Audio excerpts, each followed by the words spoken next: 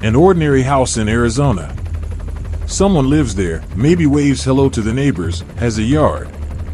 When the team breaks down the door, what comes out are body bags. People hidden inside the walls, stacked on top of each other. And watching that scene, one question forms in your head: where are the people who did this? Who's going to stop them? Sicario begins with exactly that question. But the answer is nothing like you'd expect. Because in this film, the line between the one who stops and the one who does isn't nearly as clear as you think. Sicario is not a drug film. Not a cartel film either. This film is asking you something much harder. If you have to become evil to fight evil, who do you become? And more importantly, what if you became part of that fight without even realizing it? Today we're following those questions to the end. We start with Kate Macer's story and finish in Alejandro's darkness. We're going to talk about what Denis Villeneuve buried in every single frame, what Roger Deakins did with light, and what Johan Johansson did with sound. If you're ready, let's begin.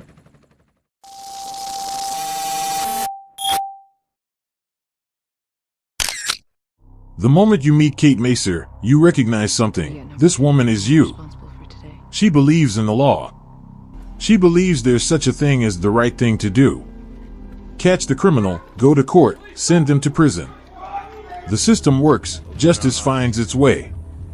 That's what they taught us too. But here's the question worth stopping on: is Kate actually a victim? Because as the film moves forward, you start seeing something different. Everyone knows Alejandro is a monster. Everyone knows Matt is a tool.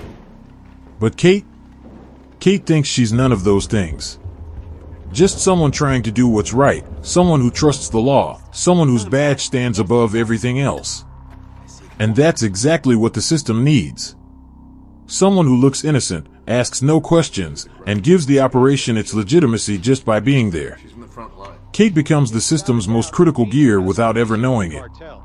The most dangerous character in this film isn't Alejandro. It's Kate. Villeneuve is telling his audience something from the very first scene. You're not going to watch a hero story. You're going to watch the autopsy of a belief system. Then Matt Graver walks in. Flip-flops, gum, completely unbothered. Seeing Josh Brolin in that role, you almost smile. But after a while, that smile freezes. Because Matt isn't a bad guy. He's smart, capable, good at what he does. It's just that human cost no longer exists as a concept in his world. He looks at the civilians who might die in an operation the same way he'd look at a line item in a budget. Psychologists call this moral disengagement, the ability to switch off your conscience temporarily so you can keep going without feeling the weight of what you're doing. Matt flipped that switch a long time ago. And the fact that it cost him nothing is what makes him the most unsettling character in the film. Alejandro is something else entirely. You remember that scene on the plane, right? That trembling hand. That's not fear. That's something burning inside him leaking out. Alejandro still feels things. Okay. And that's what makes him so much more complex, so much more dangerous than Matt. Then there's what Roger Deakins does. Alejandro's face is never fully lit in this film. There's always a half shadow. One side in the light, the other in the dark. This is chiaroscuro, the visual language Renaissance painters used to make inner conflict visible. Deakins chooses it deliberately. Because there are two men inside Alejandro, the former prosecutor who swore to uphold the law, and the hitman who buried that oath with his own hands. The camera never decides which one is the real Alejandro. Because both of them are. That's why you can't fully love him or fully hate him. You just watch. When the film moves to Juarez, it becomes something else. This isn't just a dangerous city. This is where the state ends.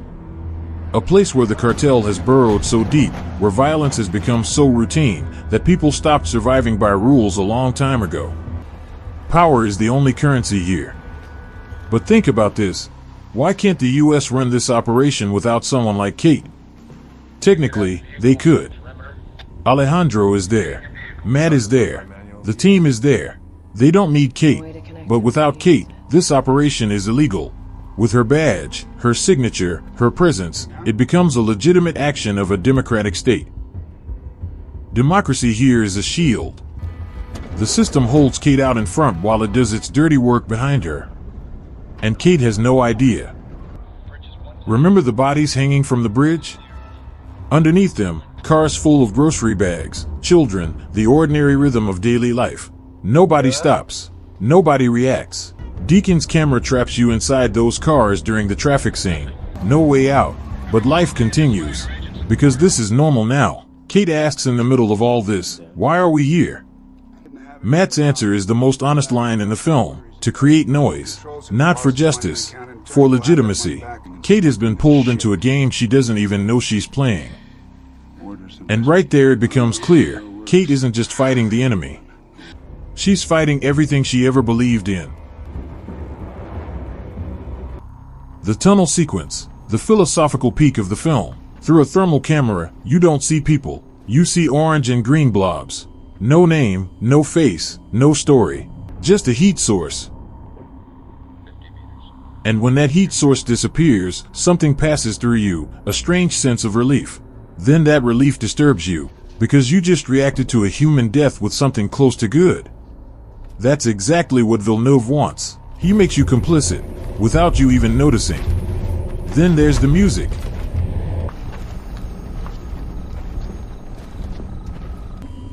Johan Johansson's The Beast. This is not a film score in any traditional sense. There's no melody, just a low frequency, droning sound, cycling through the exact range of vibrations the human ear is wired to read as danger. A melody keeps you watching from the outside. This sound locks you inside the tunnel. Your body starts producing stress hormones the moment it hits. You're no longer watching what Alejandro does. You're breathing in that darkness right alongside him. Johansson uses music not as an emotional tool, but as a manipulation tool. And that makes it the most insidious part of the film's strategy to make you its accomplice. Kate is completely blind in this scene. She just watches, just like you. Alejandro walks into the cartel leader's home. The family is sitting at the dinner table. There are children, and Alejandro doesn't stop. Watching that scene, two feelings hit at the same time, finally and no, they clash inside you. That's Villeneuve's greatest achievement. He drops you into that conflict and doesn't let you out. But now think about this. What did Alejandro actually change? He killed the cartel leader, but the cartel is still standing. The drugs are still flowing. The border is still bleeding. After that long, dark journey where Alejandro lost everything, the world didn't shift by a single millimeter. The system replaced one gear and kept moving. That's his real tragedy. The moment he thought he was taking revenge, he was actually clearing the ground for the system's next operation. The silence at that dinner table isn't the silence of justice. It's the silence of that void. He became a monster to fight one, and he got nothing in return. The film ends on Kate's balcony. Alejandro presses a gun to her throat and makes her sign a document. And right there, everything crystallizes. This isn't a threat. This is the summary of the film's entire argument. The moment Kate signs that paper, the operation's legal foundation is complete, which means Kate, throughout this entire journey, did exactly one thing. She carried the legitimacy the system needed. Her badge, her signature, her presence, all of it was for this moment. Alejandro's final words, "You are not a wolf, and this is a land of wolves now." Kate raises her gun. Alejandro walks away. She can't pull the trigger, because she's still trying to remain good. And Alejandro knows it. He doesn't kill Kate because Kate is already harmless. Someone trying to stay good is no threat in this world. But here's the film's real question. Is Kate's goodness actually a virtue? Or is it the ultimate comfort? Never getting your hands dirty, never making the hard call, never sending the system a bill for what it costs you. Maybe the greatest moral escape isn't becoming Alejandro. Maybe it's staying Kate.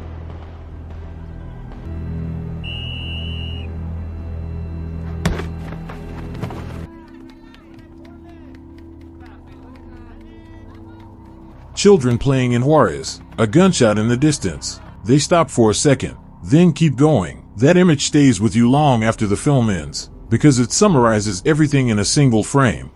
Alejandro completed the operation. Kate signed the paper. Matt moved on to the next job. And out there on that field, nothing changed. The system won. It always does. Because the system always finds its Alejandros, its Kates, its Matts, and it never runs out.